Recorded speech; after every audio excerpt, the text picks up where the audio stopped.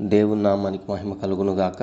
ఈ క్రీస్తు పరిచర్య అనే యూట్యూబ్ మాధ్యమం ద్వారా అనుదినం దేవుని వాగ్దానాన్ని వింటున్నటువంటి క్రీస్తు పరిచర్య అనుచరులకును విశ్వాసులకును యావత్ ప్రపంచానికి ఈ దినపు నా శుభాభివందనాలు తెలియజేస్తుంటున్నాను. దేవుని బిడ్డలారా, మీరు ఎంతమంది అయితే నేను చెప్పినటువంటి 3 దినపు ఉపవాసాలు ఉంటున్నారో నాకైతే తెలియదు, కానీ ఉంటున్నటువంటి ప్రతి ఒక్కరూ కూడా భయభక్తులు కలిగి దేవుడు అనుగ్రహిస్తున్నటువంటి వాగ్దానాన్ని మీరు స్వీకరించి ఇదిగో తద్వారా మీ జీవితాల్ని మీరు దేవుని దగ్గర సమర్పించుకున్నప్పుడు మీ జీవితంలో జరుగుతున్నటువంటి నానా రకమైనటువంటి ఇబ్బందుల నుంచి దేవుడు మిమ్మల్ని తప్పించి ఓ మంచి నూతనమైన మార్గంలో నడిపించడానికి ఆయన సమర్థుడు అన్న విషయాన్ని మీరు మర్చిపోవద్దు.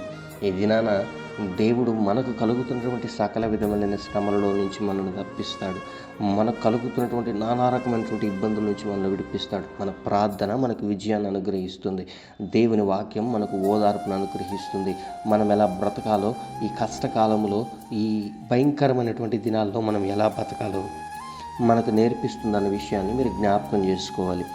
నేను అనేక సందర్భాల్లో చెప్పినట్టు వాక్యాన్ని మీరు నిర్లక్ష్యం చేయొద్దు. వాక్యం ద్వారా చాలా జీవితాలు కట్టబడ్డాయి. అనేక రకమైనటువంటి అపాయకరమైన పరిస్థితుల నుంచి దేవుడు గద్దించినప్పుడు లోబడిన మనుషుడు ధన్యుడని వాక్యంలో ఉన్నట్టు వాక్యం ద్వారా దేవుడు కొన్నిసార్లు నేను హెచ్చరిస్తుంటాడు. వాక్యం ద్వారా కొన్నిసార్లు దేవుడు నేను ఆదరిస్తుంటాడు. వాక్యం ద్వారా కొన్నిసార్లు దేవుడు నీలో ఉన్నటువంటి ఆ దుఃఖకరమైనటువంటి పరిస్థితులు వెలికి తీసుకువచ్చి ఇదిగో ఆయన నీలో ప్రవేశించి ఆయన నీలో నివసించి నిన్ను అభివృద్ధి చేయడానికి దేవుడు ముందుకు వస్తుంటాడు. కానీ వీటన్నిటికీ రెస్పాండ్ అయ్యే విధానం మన దగ్గర ఉంది. మనము మన జీవితాలని మార్చుకోవాలి అని అంటే, మనము ఉన్నత స్థాయిలో ఉండాలి అని అంటే మనుషులకు ఇచ్చిన దానికంటే ఎక్కువగా ప్రాధాన్యత దేవునికి ఇచ్చినట్లయితే దేవుడు ఖచ్చితంగా కుటుంబాలను కట్టేవాడు. నేను చెప్తున్నాను, ఇదిగో మనుషుల్ని విడిచిపెట్టేసి దేవుణ్ణే ప్రేమించండి అని నేను చెప్పను, కానీ దేవునికి ఇవ్వవలసినటువంటి ప్రాధాన్యత మనం ఇవ్వాలి. ఇదిగో ఆయనకి సంబంధించినటువంటి మహిమను దొంగలించడానికి ఎవరికి అధికారం లేదు. ఆయన ఒప్పుకోడు. మీరు గమనించవలసిన విషయం ఏంటి అని అంటే, లూసిఫర్ కింద తోయపడడానికి కలిగిన కారణము దేవుని కంటే వాడు హెచ్చుగా ఉన్నాడని, దేవుని కంటే వానికి అధిక పవర్ ఉందని వాడు గర్వానికి వెళ్ళినప్పుడు, ఆ ప్రాధాన్యతను దొంగిలించడానికి ప్రయత్నించినప్పుడు వాడి కింద పడద్రోయబడ్డాడు. ఆ పడద్రోయబడిన తర్వాత వాడి కోసం ఏర్పాటు చేయబడింది, వాడి సమూహానికి ఏర్పాటు చేయబడింది నరకం. ఇప్పుడు వాడు పనిగట్టుకుని పనిచేస్తుంది ఏంటి అంటే, దేవుని ప్రేమించిన కుటుంబాలు, దేవుని కనుదృష్టి ఏ కుటుంబాల మీద అయితే ఉందో, క్రైస్తవులుగా పిలువబడి మారు మనసు పొంది రక్షణ బాప్తిసంలోకి వచ్చి ఎంతమంది అయితే దేవుని సేవిస్తూ ముందుకు వస్తున్నారో వాళ్ళందరూ కూడా ఆ నిత్య నరకాగ్నిలో ఉండాలన్నది వాడి ప్లాన్. ఎందుకంటే ఆ అహంకార దృష్టితో వాడు ముందుకు వెళుతుంటున్నప్పుడు దేవుడు కూడా వాడు ఆ పరలోక రాజ్యంలో ఉండడానికి ఎటువంటి అర్హుదారుడు కాదని చెప్పి కిందకు తోసేయడం జరిగింది. ఇప్పుడు మనం గమనించవలసిన విషయం ఏంటి అని అంటే, దేవుడు నీకు ఈ దినాన్ని అనుగ్రహిస్తున్నటువంటి వాగ్దానం అనే కాదు, కానీ అనేక సందర్భాల్లో దేవుడు నీతో ఎలా మాట్లాడాడు, దేవుడు నిన్ను ఎలా ఆదరించాడు. ఇదిగో నీ కష్టకాలంలోనూ, నీ కిరుకులలోనూ, ఇబ్బందుల్లోనూ, నీ రోగములోనూ, నీ అప్పులలోనూ, నీ నిందలలోనూ, అవమానాల్లోనూ మనుషులు ఎవరు నేను పట్టించుకును చూచును చూడకపోయినను దేవుడు నిన్ను ఎలా చూశాడో నాకు తెలియకపోవచ్చు, నీ చుట్టుపక్కల ఉన్న వారికి తెలియకపోవచ్చు, కానీ దేవుని చేత ఆశీర్వదింపబడిన నీవు, దేవుని చేత ఓదార్పు పొందిన నీకు మాత్రము అవన్నీ బాగా తెలిసి ఉన్నాయి. కానీ ఈ దినాన నీవు దేవునికి ఇస్తున్నటువంటి ప్రాధాన్యత ఏంటి? నీ జీవితంలో నువ్వు సొంత రక్షకుడిగా అంగీకరించిన తరువాత కూడా ఈ రకమైనటువంటి సమస్యలు నాకే ఎందుకు వస్తున్నాయని ఒక ప్రశ్న నీకుందా? ఇదిగో ఈ దినాన యాకోబు రాసిన పత్రిక 1వ అధ్యాయము 22వ వచనంలో ఇలాగ లిఖింపబడి ఉంటుంది: మీరు వినువారు మాత్రమై ఉండి మిమ్మును మీరు మోసపుచ్చుకొనకుండా వాక్య ప్రకారము ప్రవర్తించువారునై యుండుడి అని వాక్యంలో ఉంది. మీరు కేవలం వాక్యమును విని దానిని వాక్య ప్రకారము ప్రవర్తించువారుగా ఉండకుండా ఉంటే మిమ్మల్ని మీరు మోసపుచ్చుకున్నట్లే లెక్క. మీరు గమనించవలసిన విషయం ఏంటి అని అంటే, మిమ్మల్ని మీరు కూడా మోసపుచ్చుకోవడం దేవునికి ఇష్టం లేదు.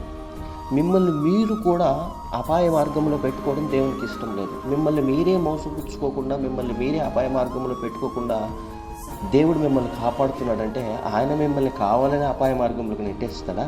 ఆయన మిమ్మల్ని కావాలనే అగ్నిగుండంలోకి తోసేసి మీరు ఏడుస్తూ ఏడుపులు మీ కుటుంబాలతో సహితము అంగళారుస్తుంటే, ఇదిగో ఓదార్పు లేక నలిగిపోతుంటే ఆయన చూచి ఆనందించే దేవుడు అనుకుంటున్నారా? చాలామందికి ఈ దినాన ఓ తప్పుడు అభిప్రాయం ఉంది దేవుడి మీద.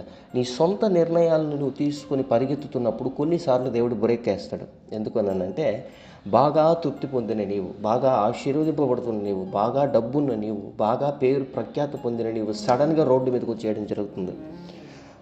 ఒక కుటుంబ జీవితంలో, ఒక రకమైనటువంటి దాంపత్య జీవితంలో కానీ, ఓ రకమైనటువంటి వ్యక్తిగత జీవితంలో కానీ ఆశీర్వదింపబడి దీవింపబడిన నీవు సడన్గా ఒక బ్రేక్ పాయింట్ అనేది దేవుడు పెడతాడు. ఎందుకంటే ఆయన చిత్తానుసారముగా నడుచుకోవడం మానవులకి చాలా మేలుదాయకమైనటువంటి విషయం అండి.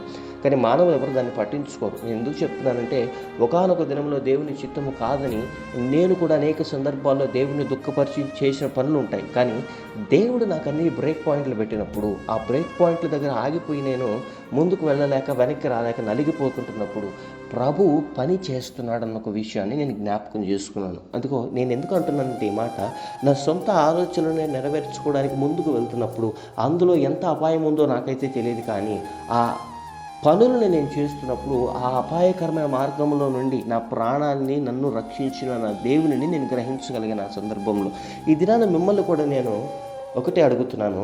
మీ సొంత ఆలోచనలు నెరవేర్చుకోవడానికి పరమ తండ్రి అయిన దేవుని ప్రేమను తృణీకరించి మీరు పరుగులు ఎడుతున్నట్లయితే ఖచ్చితంగా దేవుడు మీ జీవితంలోకి అనేక రకమైనటువంటి శ్రమలను అనుమతించడానికి అవకాశం ఉంటుంది. ఆ శ్రమల వల్ల మీరు గ్రహించవలసిన విషయం ఏంటంటే, ఏదో దేవుని చిత్తము కాని పని కోసం నేను పరుగెడుతున్నాను, దేవుడు అందుకే ఇక్కడ నన్ను ఆపాడు, నా ప్రాణాన్ని పోనీకుండా ఆపాడు. ఇదిగో నాకు ఒక మరణకరమైనటువంటి పరిస్థితి రాకుండా, నా కుటుంబం రోడ్డు మీదకి రాకుండా దేవుడు ఆపాడు అన్న ఒక విషయాన్ని మీరు గ్రహించాలి. ఈ విషయాన్ని మీరు గ్రహించినట్లయితే కొన్ని సందర్భాల్లో ఆశీర్వదింపబడి, రెట్టింపుగా దీవింపబడి ఎదుగుతున్నటువంటి నీవు ఏదో ఒక సందర్భంలో దేవుని దుఃఖపరుచుంటావు, ఏదో ఒక సందర్భంలో దేవుణ్ణి గాయపరుచుంటావు. మహా దావీదు లాంటి వాళ్ళే, రాజ్యాలని బలముతో ఏలగలిగిన దావీదు లాంటి వాళ్ళే పాపము చేయడం వల్ల పడిపోయారు. మనం జ్ఞాపకం చేసుకోవాల్సింది ఏంటంటే, పాపము చేయడం సహజం, కానీ వీటన్నిటి నుంచి నిన్ను తప్పించి నీకు నిత్య జీవాన్ని అనుగ్రహించాలని నీ వైపు చూస్తున్నటువంటి దేవునికి మనం ఇస్తున్నటువంటి ప్రాధాన్యత.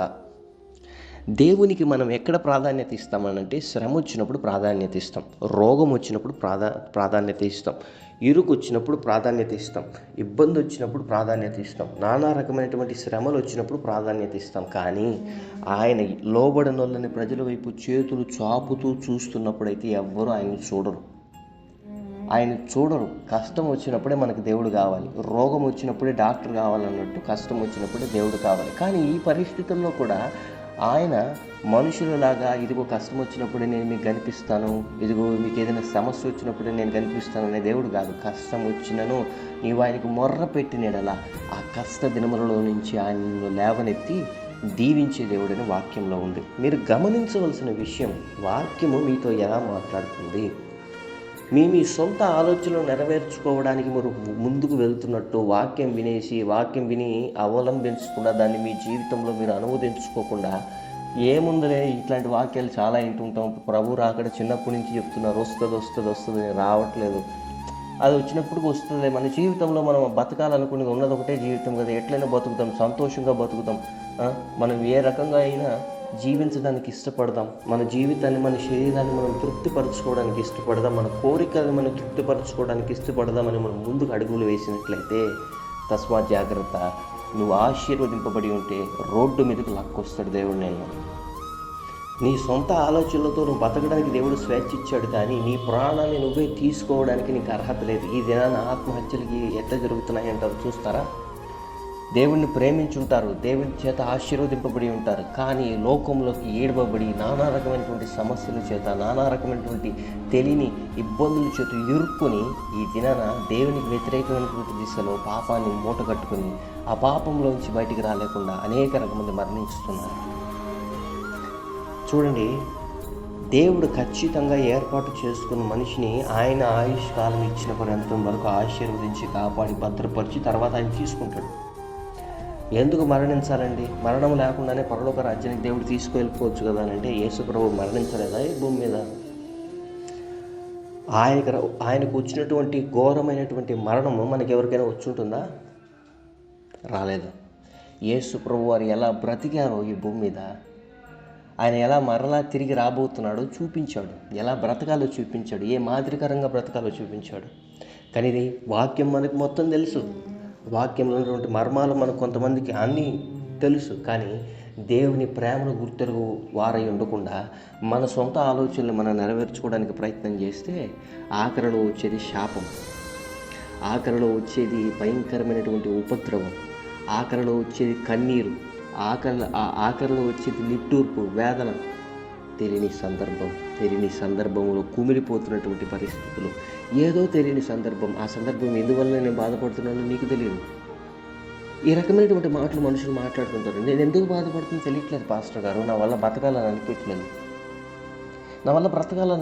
చూడండి, ఈ రకమైనటువంటి మాటలన్నీ మన నోట్లో నుంచి రావడం కలిగిన కారణం మన విశ్వాస జీవితంలో ఎక్కడో సన్నగిల్లిపోయి దేవుణ్ణి దుఃఖపరిచే పనులు చేస్తున్నాం.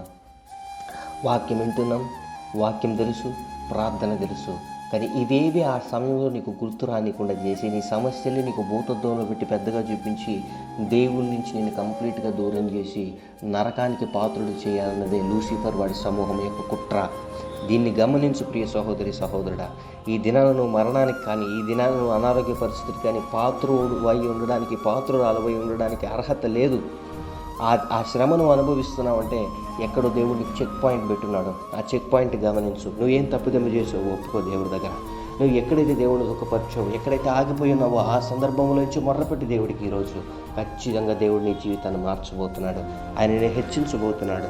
ధారాళంగా ఆయన నేను దీవించబోతున్నాడు. నీ పరిస్థితులు మార్చబడబోతున్నాయి. దేవుడి దగ్గర అడుగు, అయ్యా నీ చిత్తం కాని వాటి కోసం నేను పరుగులు తీసుంటే నన్ను క్షమించు. ఈ దినాన్ని ఈ పరిస్థితుల నుంచి నన్ను లేవనెత్తి నేను తట్టుకోలేకపోతున్నాను ప్రభువా. అయ్యా నేను దుఃఖపరిచి నన్ను క్షమించు. ఇంకెన్నడూ నేను నిన్ను విడిచిపోకుండానటువంటి హృదయం నాకు అనుగ్రహించు. మనం నిర్ణయించుకుంటే ఖచ్చితంగా మళ్ళీ పడిపోతాం. దేవుని సహాయాన్ని అడిగి మనం నిర్ణయం తీసుకుంటే ఖచ్చితంగా దేవుడు మన జీవితాన్ని బాగు చేస్తాడు. ఈ దినాన ఉన్నారు ఈ వాక్యం వింటున్న వారు ఎవరైనా జీవితం సాఫీగా ముందుకు కొనసాగిపోతుంది, అన్నీ బాగానే ఉన్నాయి, కానీ సడన్గా బ్రేక్ పడింది. మంచిగా ఆశీర్వదింపబడిన నా జీవితం ఈ దినాన రోదనకు గురవుతుంది. మంచిగా దీవింపబడినటువంటి నా స్థితులు, పరిస్థితులు ఈ దినాన వేదనకు గురవుతున్నాయి అన్నవారు ఉన్నారా?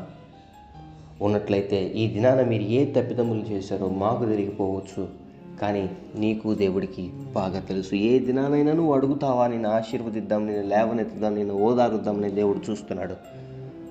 ఇదే నీకు అనుకూలమైన సమయం ప్రియ సహోదరి సహోదరుడా. ఎక్కడుండి నీ వాక్యం వింటున్నానో దేవుని దుఃఖపరిచే మనసు నీలో ఉందో దయచేసి చూసుకోనన్నా. నేను నిన్ను ప్రేమతో బ్రతిమలాడుకుంటున్నాను. దయచేసి మనకొద్దు బిడ్డ, మనకొద్దు నాన్న. దేవుడి దుఃఖపరిచే మనసు మనం ఉండకూడదు నాన్న. నేను ఎందుకు చెప్తున్నానంటే, ఎవ్వరు మనల్ని ప్రేమించకపోయినప్పుడు యేసే మనల్ని ఎలా ప్రేమించాడు మర్చిపోయారా?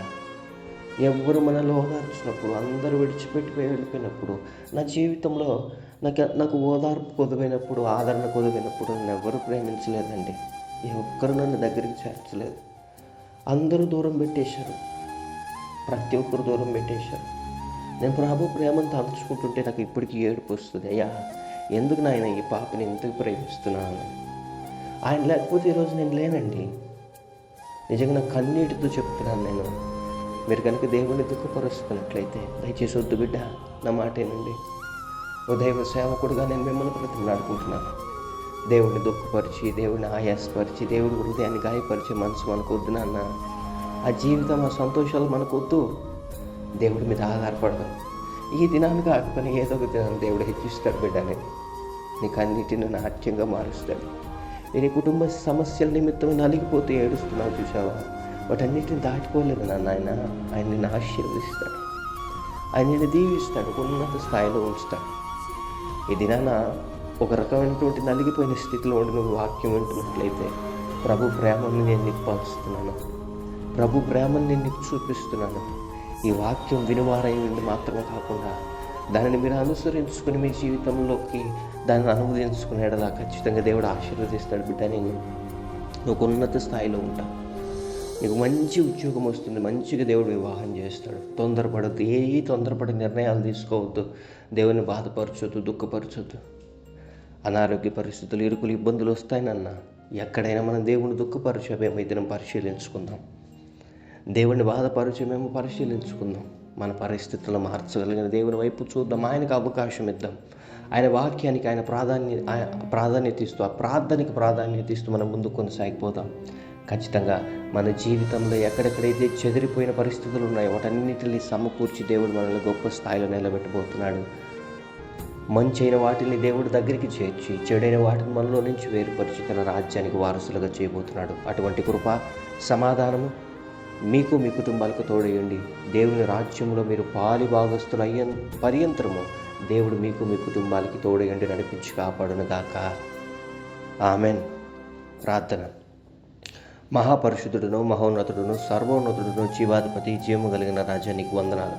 ఈ క్రీస్తు పరిచర్యని యూట్యూబ్ మాధ్యమం ద్వారా అందిన దేవుని వాగ్దానాన్ని అందించడానికి నీవు మాకు ఇచ్చిన గొప్ప బాధ్యతను బట్టి నీకు వందనాలు. ఎంతమంది మా ప్రియబిడ్డలు ఈ వాక్యాన్ని వింటున్నారో వారి జీవితంలో ఏవైతే కష్టాలు గుండా వెళ్తున్నారో ప్రభా నాయన, వాళ్ళు దాన్ని అర్థం చేసుకుని ప్రభా నాయన ఈ దినాన ప్రభా నీ సన్నిధిలో ఒప్పుకుంటుండగా ప్రభా నీ బిడ్డలకి సహాయాన్ని అనుగ్రహించమని ప్రార్థిస్తున్నాం. నీ బిడ్డలు ఉన్నత స్థాయిలో ఉంచమని ప్రార్థిస్తున్నాం. ఆ బిడ్డలు కలుగుతున్నటువంటి సకల విధములైనటువంటి పరిస్థితుల నుంచి బిడ్డల్ని విడిపించి ప్రభా ఈ దినాన ఆ బిడ్డలను గొప్ప చేయమని ప్రార్థిస్తున్నాం. నీ వాక్యానికి, నీ ప్రార్థనకును ప్రాధాన్యత ఇచ్చేవారుగా బిడ్డలు మారడానికి ముందుకు వస్తుంటుండగా ప్రభా నాయన బిడ్డలను ఆయుధపరిచి ఆశీర్వదించి అనేక రకమైన లోపాలు వారిలో ఏమును, అది ఆరోగ్య సంబంధమైనటువంటి పరిస్థితులు కానివ్వండి, అది ప్రభానైనా నానా రకమైనటువంటి ఇరుకులు కానివ్వండి, ఇబ్బందులు కానివ్వండి, అప్పుల బాధలు కానివ్వండి, వాటన్నిటి నుంచి బిడ్డల్ని ప్రభానైనా విడిపించి విజయానికి ప్రభాన వారసులుగా చేయమని ప్రార్థిస్తున్నాం. ఉద్యోగాలు ఏమిలే ఎంతమంది బిడ్డలైతే ప్రభాన బాధపడుతుంటున్నారో ప్రభాన బిడ్డలకు మంచి మంచి చక్కటి ఉద్యోగాలను అనుగ్రహించమని ప్రార్థిస్తుంటున్నాం ప్రభా. అదే రకంగా వివాహాల కోసం ఎదురు చూస్తున్న బిడ్డలకి ప్రభానైనా నీ చిత్తంలో ఉన్నటువంటి సూటబుల్ మ్యాచెస్ వచ్చి వివాహాలు జరిగినట్లుగా ప్రభానైనా బిడ్డలను ఆయుధపరిచి దీవించమని ప్రార్థిస్తున్నాం. ఈ దిన దీవెనతో బిడ్డలందరినీ నింపి ముందుకు నడిపించమని ప్రార్థిస్తున్నాం ప్రభా. గొప్ప ప్రభావం ఉన్నత స్థాయిలో బిడ్డల్ని ఉంచి ప్రభావాన్ని కాపాడమని ప్రార్థిస్తున్నాం. ప్రభావాన్ని శ్రమలలోను, బాధలలోను, ఇరుకులలోను, ఇబ్బందుల్లోను, ప్రభావాన్ని కష్టముల్లోను, వేదనలోను ప్రభావాన్ని నలిగిపోయినటువంటి స్థితిలో ఉన్న బిడ్డల్ని లేవనెత్తి ఆశీర్వదించి ప్రభావం గొప్ప రాజ్యానికి వారసులుగా మార్చమని ప్రార్థిస్తున్నాం. ఈ దినాన మా ప్రియ బిడ్డలు ఎంతమంది అయితే ఐసీయూలో, వెంటిలేటర్స్లో ప్రభావం అనారోగ్య పరిస్థితుల్లో ఉన్నారు, బిడ్డలకి పరిపూర్ణ స్వస్థతను అనుగ్రహించి ఇప్పుడే ప్రభావాన్ని వారిని విడుదల చేయమని ప్రార్థిస్తుంటున్నాం. మరి అనేక రకమైన ఇరుకులు, ఇబ్బందులు ఉన్న వారికి సేద తీర్చి కుటుంబాలను ఆశీర్వదించండి. జన్మదినాలు, వివాహ దినాలు జరుపుకుంటున్న బిడ్డల తలల మీదకి ఆశీర్వాదాలు వచ్చునుగాక. మరి ఎంతమంది అయితే కుటుంబాల్లో మాంత్రిక, తాంత్రిక చేతబడి శక్తుల చేత బాధపడుతున్నారు, యేసు నామములో ఇప్పుడే సంపూర్ణమైన విడుదల కుటుంబాలకు కలుగునుగాక. గర్భిణీ స్త్రీకి సుఖమైన ప్రసవాన్ని అనుగ్రహించండి. గర్భం లేని ప్రభావాన్ని దంపతులకి ప్రభావం మరుసటి చక్కటి గర్భఫలాలను అనుగ్రహించమని ప్రార్థిస్తున్నాం. విధవరాల పక్షాన్ని నీవే వ్యాజ్యమాడి తోడై ఉండి నడిపించి కుటుంబాలను హెచ్చించి దీవించి కాపాడమని ప్రార్థిస్తున్నాం. ఏదైనా దీవెనతో ప్రతి ఒక్కరిని నింపి నడిపించి చాలా దేవుడుగా ఉండి కాపాడమని, సంఘాల మధ్యలో, సంఘ సేవకుల మధ్యలో జరుగుతున్న అల్లరిని, ఆ రకమైనటువంటి అన్క్లీన్ స్పిరిట్స్ ఏవైతే పనిచేస్తున్నాయో యేసు నామములో లయమైపోవునుగా. కాబట్టి నీ సత్య రాజ్య సువార్తను ప్రకటించేవారుగా ప్రతి దైవదాసులు నిలబడుకున్నట్లుగా ఆయుధపరిచి నడిపించమని ప్రార్థిస్తున్నాం. సేవలకు రావాలని ఎంతమంది అయితే ఎవరస్తులు అనుకుంటున్నారో బిడ్డలను ఆయుధపరిచి నిశ్చితమైతే నీ ఆత్మతో నింపి బహుబలముగా నీ కోసం వాడబడ్డానికి బిడ్డల్ని వాడుకోమని, ఈ దిన దీవెనలతో నింపి నడిపించి ఆశీర్వదించమని స్తుతి, ఘనత, మహిమ, ప్రభావాలు నీకే ఆరోపిస్తూ యేసయ్య అతి పరిశుద్ధమైన నామమున ఈ ప్రార్థన విన్నపం అడిగి పొందుకున్న మా ప్రియ పరలోకపు తండ్రి. Amen, amen, amen. Praise the Lord. May God bless you all.